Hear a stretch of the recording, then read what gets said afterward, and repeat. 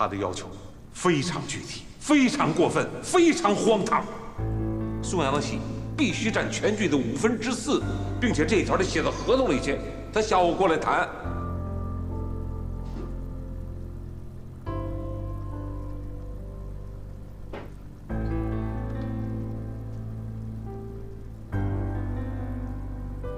这么关键的问题，我能不急吗？罗夏，我问你，在他面前你哑巴了？松阳是不是疯了他？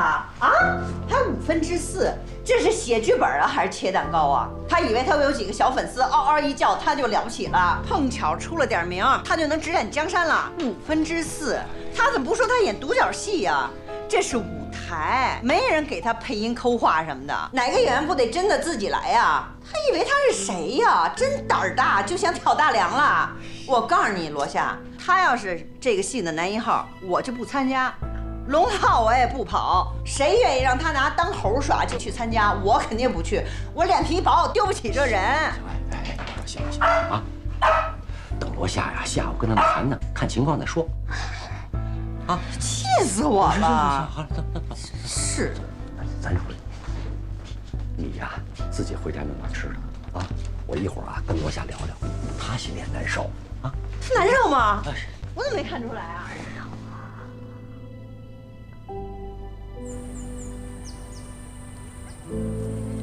这儿呢，我不，哎呀，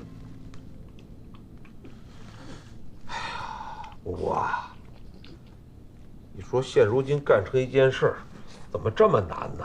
啊，真的是顾了这一头丢那一头，按下轱辘起来瓢啊！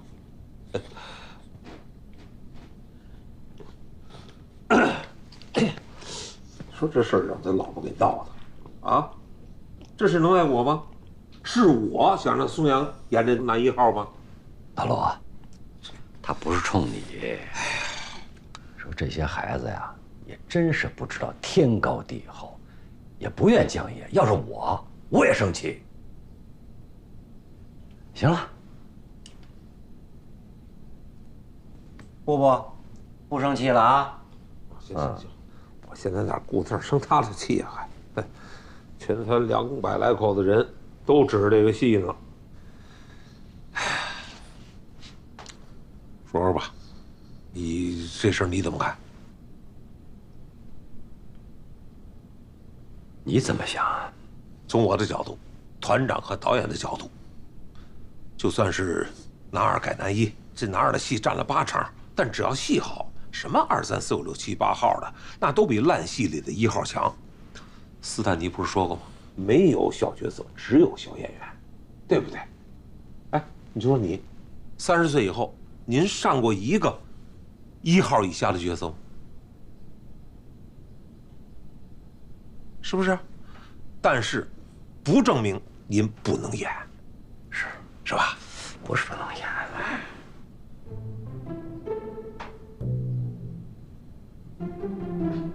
但是啊，但是什么？没有心理依据的戏，我演不了。哎呦，老丁啊，我问问你，你还记得你来团里边演的第一个角色是什么？路人甲？不对，匪兵。嘿，还真忘了。您也别高抬自己了。您来团里的第一个戏演的是尸体。我现在采访一下您啊，您当时演那个尸体，你的心理依据是什么呀？啊，真是的，你这些话跟观众聊行，您跟我，行，咱不开玩笑了，你说说你的想法吧。阿罗啊，你不用做我的工作。干嘛？不，你，咱们不说什么1号啊、2号啊，那都不说。你想，咱们演了一辈子戏了，心里边装了多少人物，各种类型的人物，咱们什么不知道啊？咱们演的是人，不是是做戏。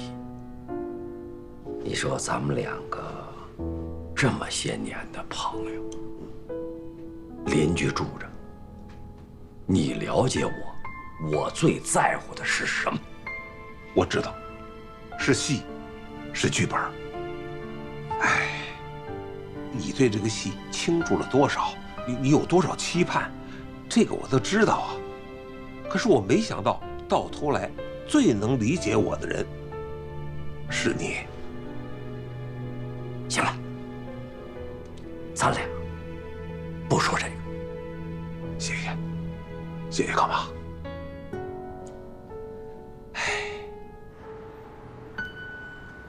大家现在看到的是近几年来话剧演出市场的分析报告。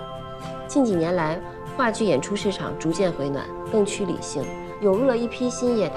行业呢也更加重视创新，还有作品质量，有越来越多的资本目光投向了话剧市场。从各个分析来看，话剧市场近年来的票房有大幅度的提升。话剧，土的掉渣的东西，谁看？的确，如果我不是跟话剧有长期接触的话，我跟你也会有一样的想法。话剧呢，一直都是一个很小众的形式，年轻时尚的人可能会觉得很土气，文学素养不够的人呢，也压根就不会看。但现在不一样了，现在的话剧市场，除了国家级、省级的话剧团之外，还有一批商业性极强的民间话剧团，他们就如同雨后春笋一般。比如说这几年特别火的开心果话剧团，他们每年都会有爆款的贺岁喜剧。再比如京汉话剧团所在的东城，现在已经打造成文化东城和戏剧东城的品牌了。有好的项目推荐吗？父与子，这是一个人生哲理剧，剧本扎实，班底雄厚，兼具内容高度和市场需求。回头我需要一份详细的评估报告。我已经做好了。真的？很好。那没什么事儿，就到这儿吧。好。大贵，你把报告拿给我。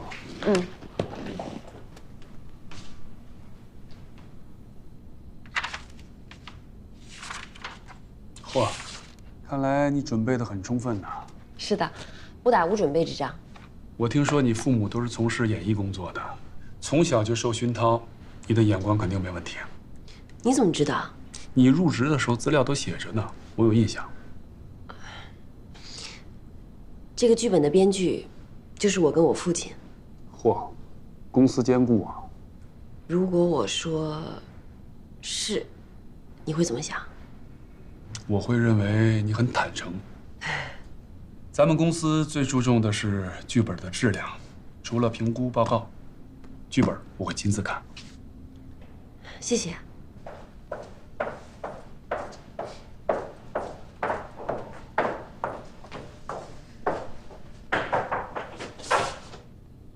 老罗啊，我跟你说说咱那话剧的事儿。你说吧。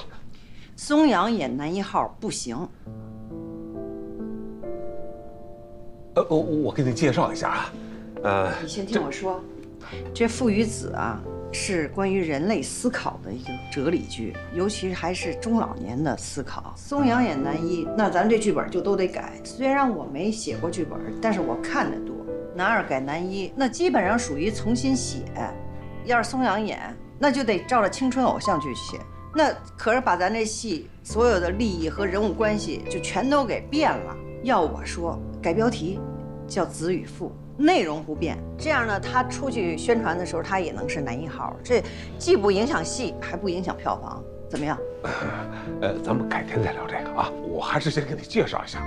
你听我把话说完。他们不是就想让松阳演男一吗？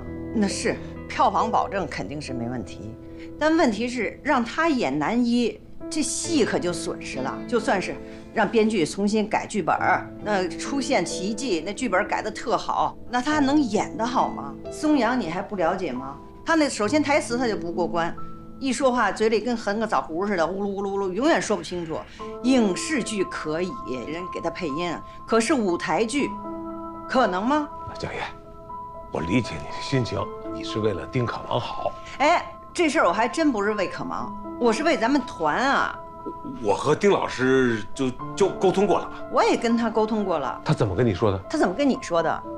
他没说不同意。他也没说同意吧？在这个问题上，我们俩意见一致。要是松阳来演，那剧本就得重写。那就重写。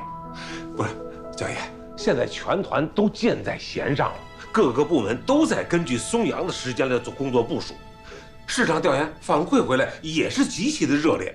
说实话，我也不愿意做这个决定，明摆着不是为难人吗？但是为了生存，你就得合乎市场规律啊。那也不能一味的迎合市场。不掰扯。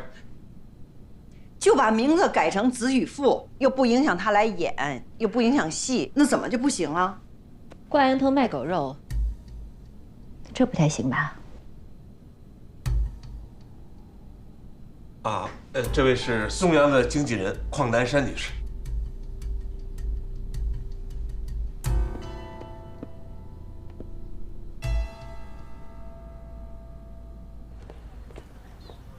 秦奶奶晒太阳呢。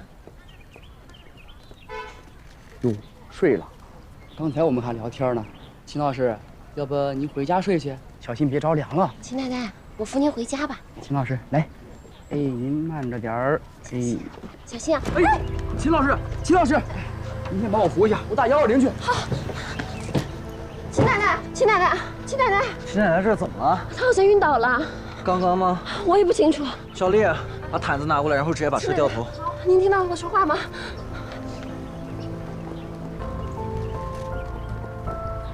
秦奶奶，我给宋邦他们打电话吧。你去医院不方便，先去人再说，别管方不方便了。秦奶奶，车来了，把人抬起来，赶紧。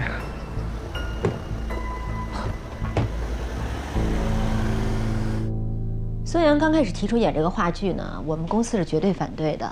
那他现在刚得了奖，应该乘胜追击，把握住机会，站住市场位置。我想你们应该看到了，我们公司对孙杨的整个宣传策略和包装是非常准确的，定为流量明星、高颜值，现在拥有很固定的粉丝群，并且得到了广告商、投资方的认可。当然，话说回来，我们也不是完全不考虑艺人个人的需求。毕竟27岁了，希望有一部作品能奠定他演技派实力的位置。但是呢，他到剧团2个月，等于2个月的时间，他要不能拍影视剧、真人秀，所有活动都要终止。我们答应他的前提就是，他来演这个话剧，必须是男1号。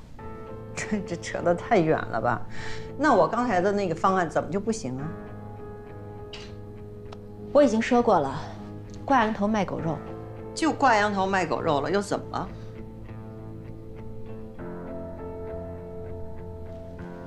欺骗观众，这不太好吧？都是圈子里的人，谁不了解谁啊？我还是介绍一下吧。这是我们团著名演员罗团，您不用介绍了。刚才江烨老师一进来我就认出来了，江烨老师，我可是看着您电影长大的。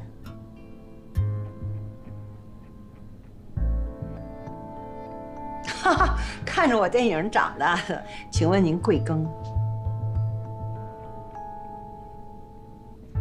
我不小了，但在江烨老师面前，我怎么说也只能算小辈。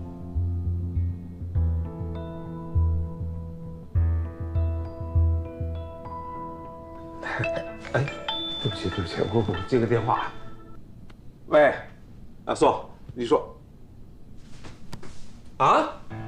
秦老师怎么了？什么情况？啊，等着我，马上过去啊！对不起，您出去我让财务去一趟啊！哎，对不起啊！哎，怎么回事这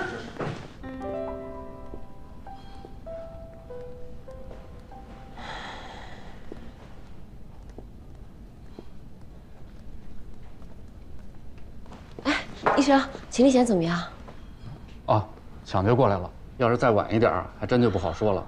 患者的年纪啊也比较大，恢复的时间可能要长一些。待会儿啊，病人要送到 ICU 再观察几天，你们2位家属留一位就可以了。好，谢谢，谢谢医生啊，谢谢。还好我抢救的及时。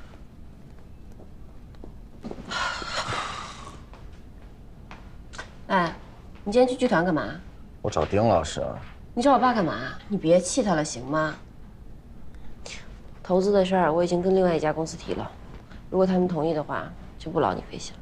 你什么意思？我没听明白。什么意思啊？就是如果人家愿意投资的话，我们剧团就不用委曲求全，还要给别人改剧本了。男二改男一，你可真有意思。我松阳在你的心里就是这么如此的不堪，是吗？不然呢？行行行，我现在知道你内心的活动了，你不要跟我说话，从现在开始。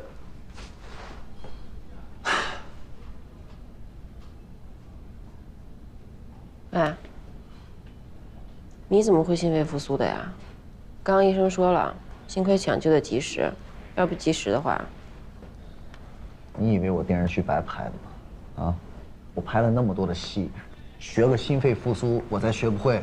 默默，哎，宋副团长，哎呦，宋阳也在呢。哎，那个秦老师怎么样了？医生说抢救过来了，一会儿就送 ICU 了。ICU 啊？嗯。哎，宋阳，我听保安说秦老师的命是你捡回来的，谢谢啊，谢谢。没事没事，应该的。那什么，那 ICU 一天是不是得好几千块钱呀？我得赶紧回去申请一下，看看是不是还得带张支票过来。你俩能不能在这再盯一会儿？要不然秦老师这时候一个人太凄凉了，行吗？行，好，没事，谢谢你们俩啊，拜拜，好了，好，再见。哎，丁老师，没有，本来我已经到剧团了，然后我们秦老师突然晕倒了，我跟默默把秦老师送到医院来了。现在，啊，你要来我家呀？行，明白，我这就回去啊。哎，我爸去找你干嘛？我不知道，没说找我干嘛，反正就是丁老师来我家找我了呀。哎，好好盯着点儿啊。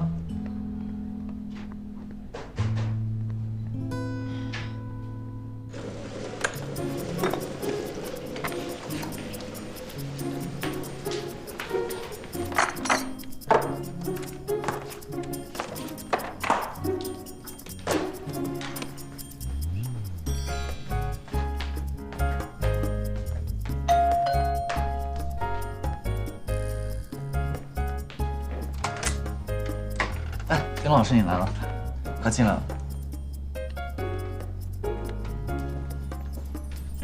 嘿，自己买的啊？没有，贷款买。刚开始赚钱，还得分给公司一半。真不容易啊！这么早能在北京买房子，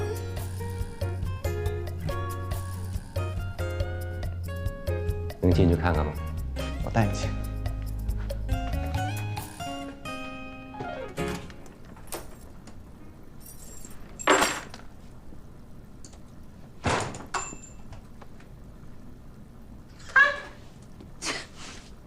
我的电影长大的，我有那么老吗？我出道有那么早吗？他有那么年轻吗？他也不看看他自个儿那张脸。干嘛？默默，都哪儿去了？没在家呀？我这儿没有靠垫，你先拿一个枕头垫一下吧。你腰怎么样了呀？谢谢你啊。还惦记我的腰，不用了，谢谢你。行吧，看来我得买个靠垫了。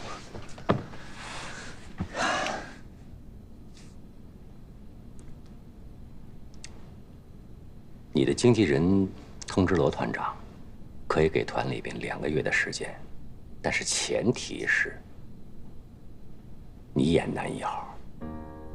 我今天来的目的就是想证实一下。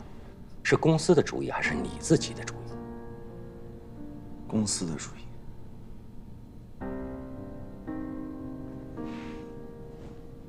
我想也是。公司的出发点都是为你好，既然决定了上话剧，那就应该全力以赴，做到极致。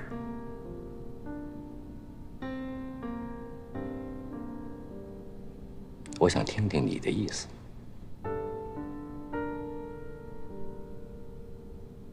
我只能服从公司的安排。只能？我同意公司的安排。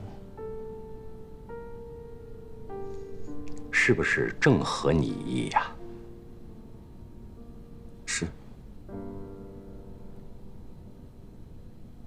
老师，我现在的情况你了解了？哪方面？表面上看着我很红，天天新闻不断。今天出现在这个机场了，明天有一个女朋友了，后天再辟谣说这个女朋友不是我的，发烧感冒，车被刮了，屁大点小事，随随便便发个微博说我今天拍戏拍累了，分分钟转发量能上万，是不是看起来有很多人在关心我的一言一行一举一动？都是浮云，为什么？公司安排的，公司策划了，公司花钱包装出来的都是。老师，你比谁都清楚，我到底有多久没有一部称得上作品的作品了？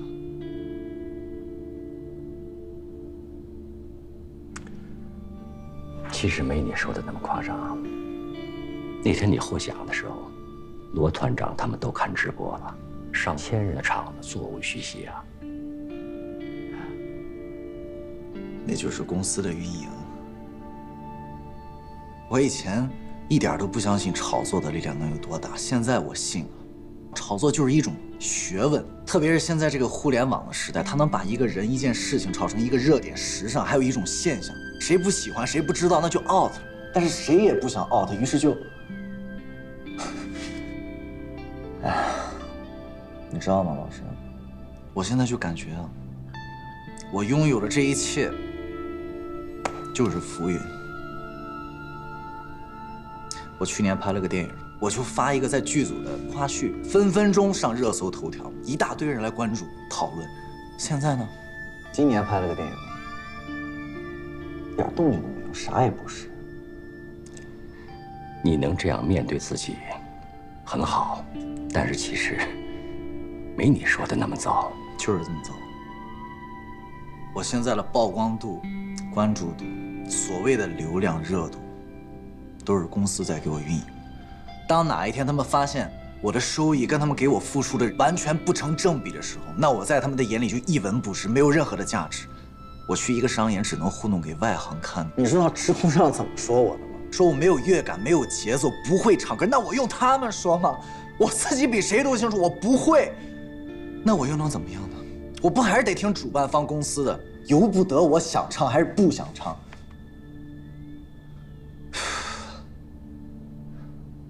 毕竟你是真唱啊，比那些假唱的糊弄人的强多了。就是假唱。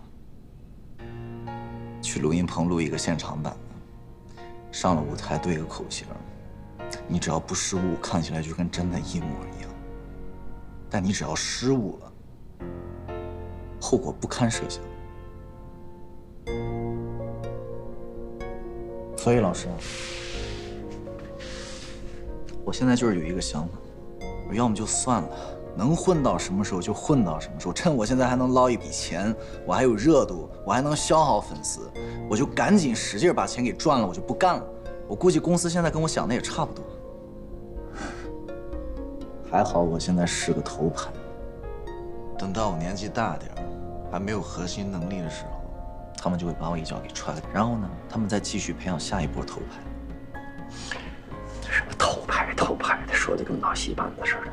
但是老师，我现在的状况，差不多就是这样吧。你知道你自己的缺点，你说的，缺少核心竞争力。那你为什么还要同意出演男一号？邝南山不懂得舞台，你不应该呀。老师，我知道我自己的不足，但是我真的很想通过这次机会努力提升我自己，好好跟所有的老师学习，让我的演技越来越好，这是我想要的。那天晚上，我一个人在家看剧本，我深深的被这个剧本给打动了。我直接找到邝南山，跟他分析利弊。我告诉他，我就想上这个话剧，想拍这个戏。同时，我还想告诉外界所有的人，我宋阳不光是一个明星，我能演好戏，我能当一个真正的演员，能够有一部拿得出手的作品。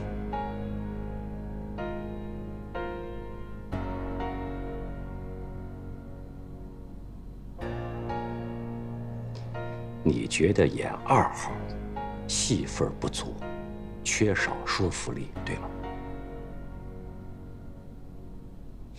邝南山说。邝南山说什么都对吗？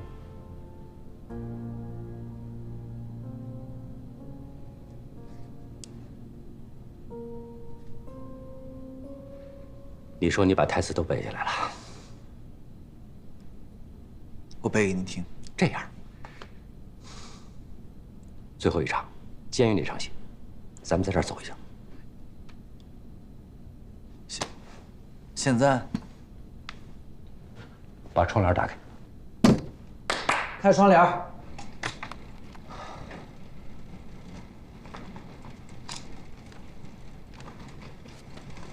接着关门。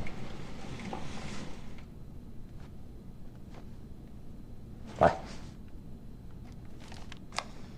为什么要交代没有及时施救的细节？你不是说都背下来了吗？再来。为什么要交代没有及时施救的细节？第一，这是事实，我热爱法学，隐瞒即是亵渎。第二，生不如死时选择死，他是，我也是。记住我的教训。对不起，儿子。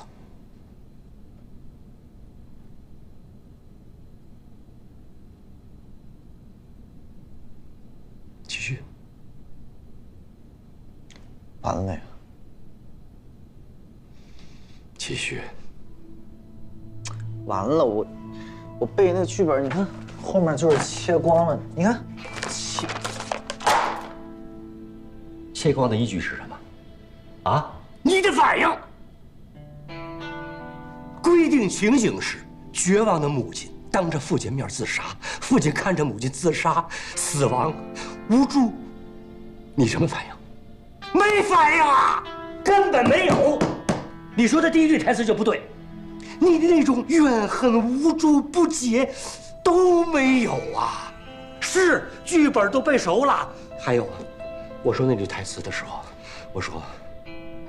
生不如死的时候选择死，你的反应是什么？啊？点头。点什么头啊？告诉你听见了。规定情景是我们两个人面对面的谈话，你不可能听不见，所以你那个点头是多余的，而且蛮拧。还有最后一句台词，对不起，儿子。你看，你的双眼是迷茫的，你的眼睛是空洞的。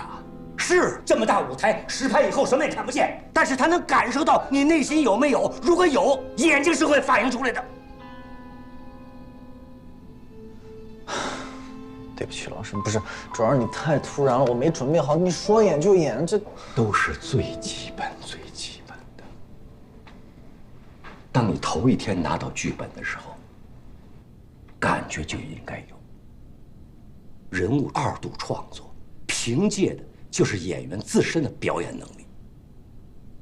老师，我觉得你说的都对，都是我的不足，所以我很想跟你学。我想请你给我2个月的时间，你让我用这2个月的时间好好跟你一起学习进步。我一定让你看到一个突飞猛进的我，我会努力的。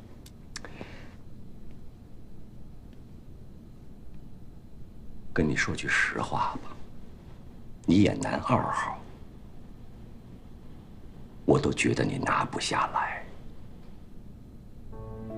傅雨子需要吗？我也需要傅雨子，我们一起双赢，不行吗？左阳，做任何事情靠决心跟愿望远远不够。如果你不来，罗团长担心这个戏赔。就不上。如果你来，代价是把这个戏给毁了，那上台干嘛？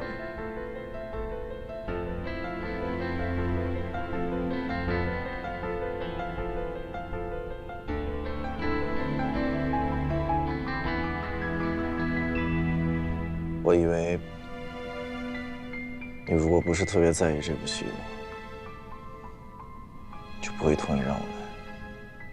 我在乎所有的戏，我特别在乎这个戏。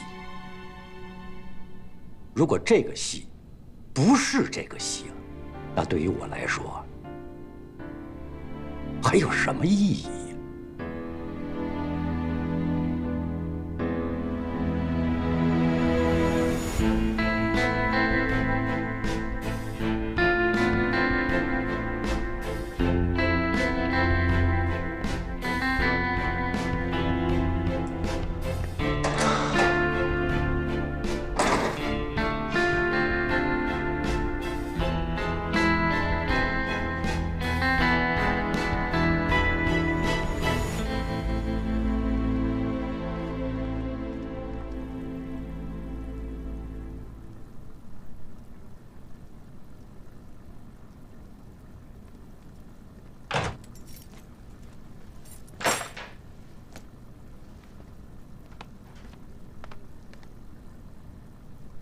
爸，还没回来呢。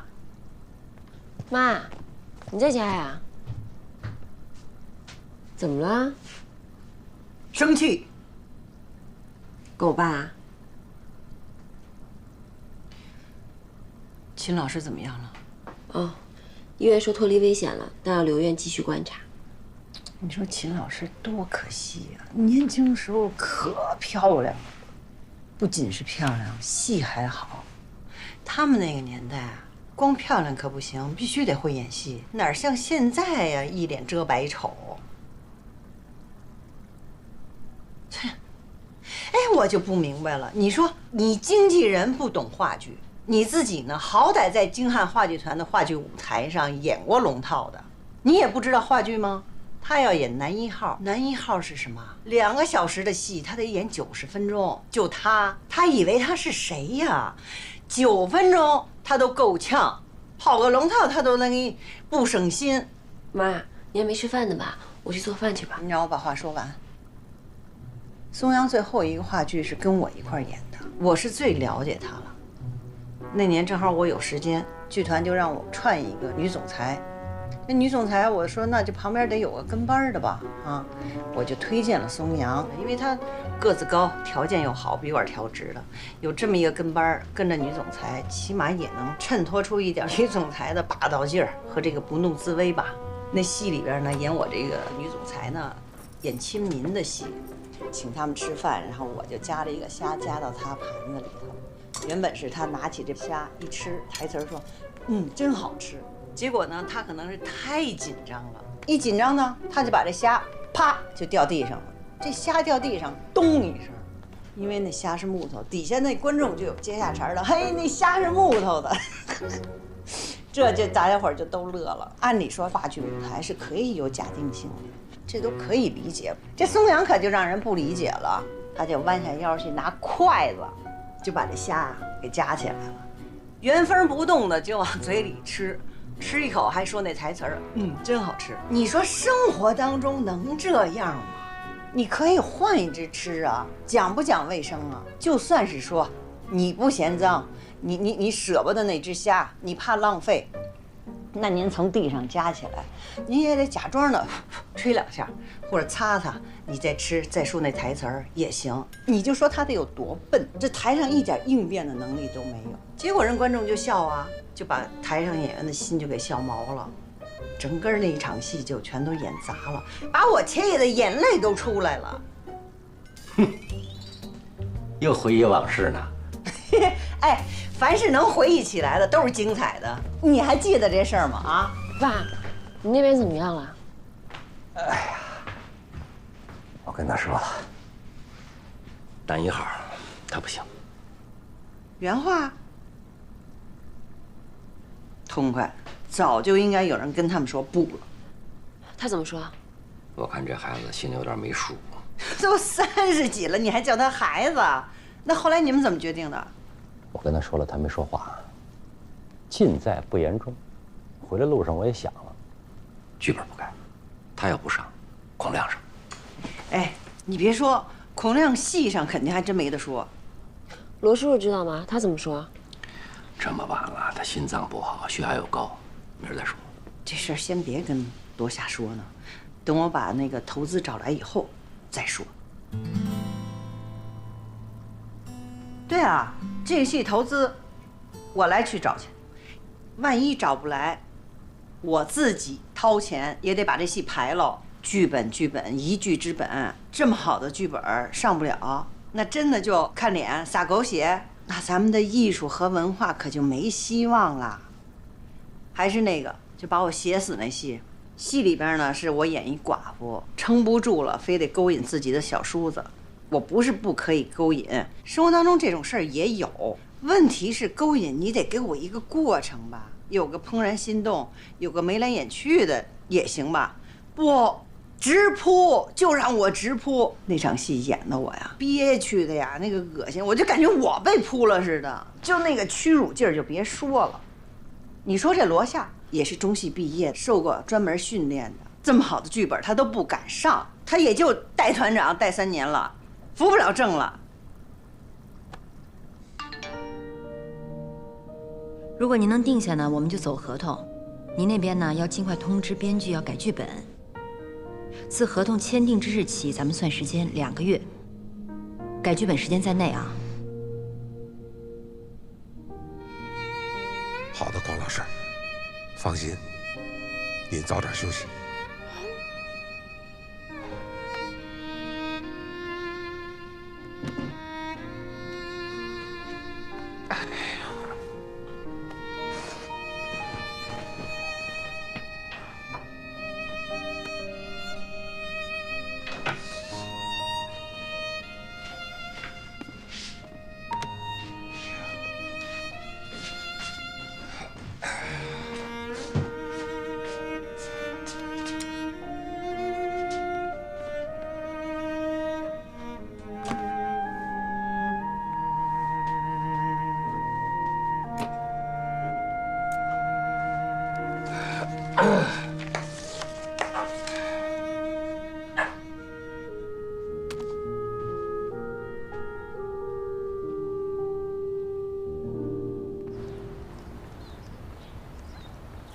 这个得艺委会定，我一个人说了不算啊！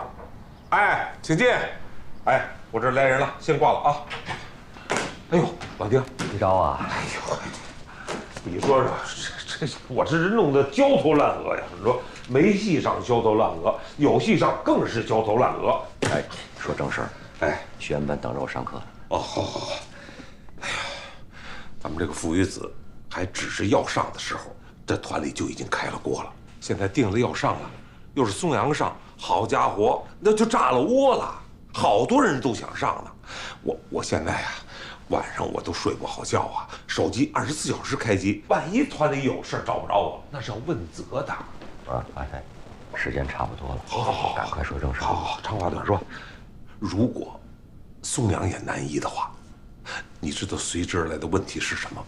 昨天夜里我真是大半宿没睡觉，我就想啊，这个剧本的修改方案，或者说是修改的方向，啊，我发现最大的问题是，如果松阳演男一，那么他原来的女朋友，就是原来的女二，那现在就变成女一了。然后呢？团里边所有自认为自己能够演淘淘的，好家伙，那都争先恐后啊！都愿意帮这个松阳，哪怕是在台上站着也行。我都不知道这小姑娘怎么想的。河水又找我来了。啊，这事咱们说过了，真有需要，河水这锅我背。还有什么事？哦，剧本改编这个事儿。你知道啊，松阳饰演的那个角色台词都是默默修改的。是，他现在新换了一家公司，工作挺忙的。是，我正要跟你说这个事儿呢。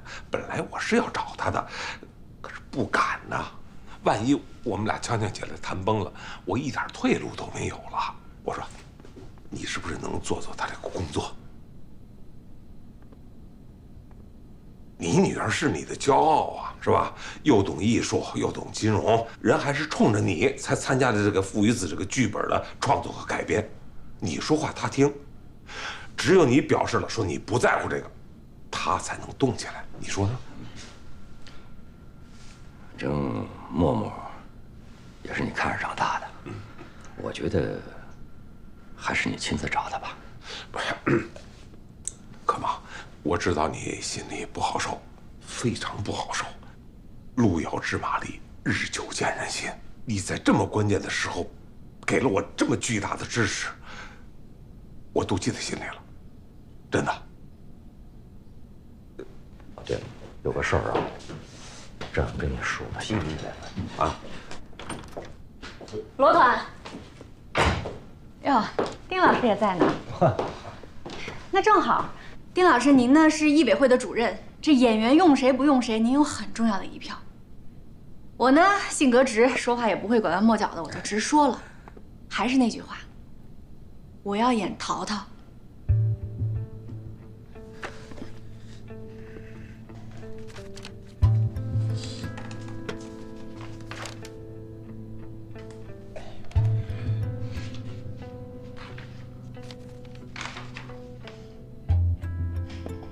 你们俩商量好的是吧？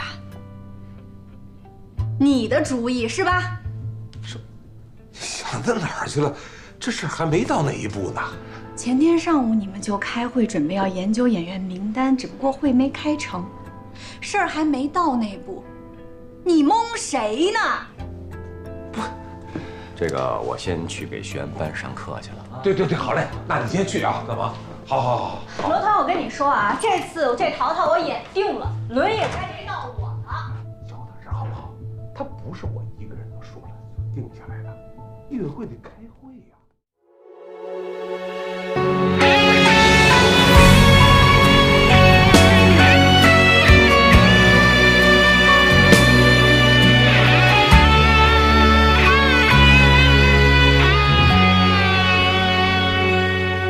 有人奔走在年复一年的期望，